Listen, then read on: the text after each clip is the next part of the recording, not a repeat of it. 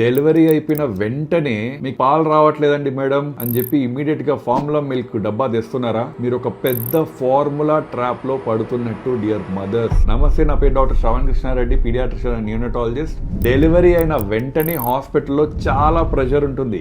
ఇంకా పాలు రావట్లేదా, అయ్యో బేబీ ఏడుస్తా ఉంది, వెంటనే ఫార్ములా స్టార్ట్ చేయని చాలా మంది చెప్తా ఉంటారు. బట్ లాజిక్ ఏంటంటే, మీ బాడీ ప్రెగ్నెన్సీ సెకండ్ ట్రైమిస్టర్ నుండే, అంటే డెలివరీకి ముందే కొలెస్ట్రామ్ ప్రిపేర్ చేస్తుంది. అంటే ఫస్ట్ మిల్క్. ఇది yellowish గా చాలా తక్కువ క్వాంటిటీలో ఉంటుంది. బట్ దీంట్లో ఉన్న న్యూట్రియంట్స్ బేబీకి లిక్విడ్ గోల్డ్ లాగా, బేబీ కడుపు చాలా చిన్నగా ఉంటుంది కాబట్టి ఆ కొన్ని డ్రాప్సే వాళ్ళ ఆకలి తీర్చుతుంది. నాకు మిల్క్ రావట్లేదు అనేది మీకు అనిపించడం ఒక ఇల్యూజన్ మాత్రమే.